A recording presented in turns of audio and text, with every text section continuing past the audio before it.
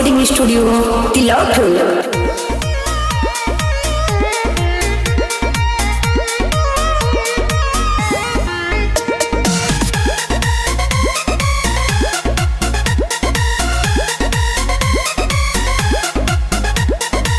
जहाँ जहाँ गने उहाँ मचल खलबाली के कर मजाल बजे हमरा के धाली।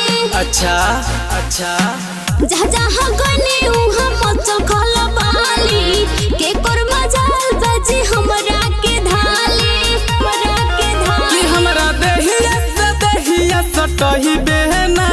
सटही बेना हमनी के खुश कके जइबे ना रोहता से में दोबारा फेरू अइबे ना।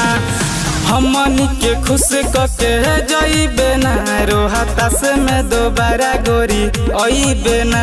एकदम से पगला गेल बड़ा का। अरे हाँ हो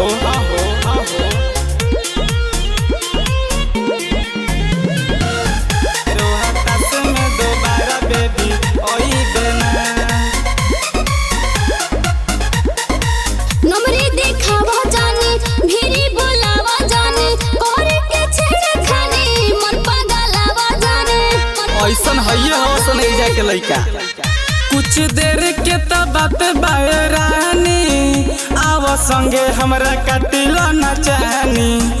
सुने ऐसन मरद कहीं पइबे ना अरे पइबे ना। हमनी के खुशी कके जइबे ना रोहता से में दोबारा फेरू अइबे ना। हमनी के खुशी कके जइबे ना रोहता से में दोबारा बेबी अइबे ना। जाना तोरा ऐसा जिला ढेर देख लेबै। एक बार आजमा के तो देख लो।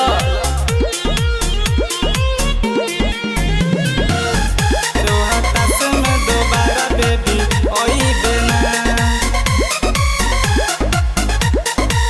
चढ़ल जवानी मोरा मिली न कबो तोरा काटले बगल हम दाबी के तू तो तोरा। अच्छा हाथ धरिल ना जिला रोहतास के तू पसंद बाड़ू हर के जात के। पप्पू गोविंद के प्यार के भूलइबू ना। हमनी के खुशी कके जइबू ना रोहतास में दोबारा फेरू अइबू ना।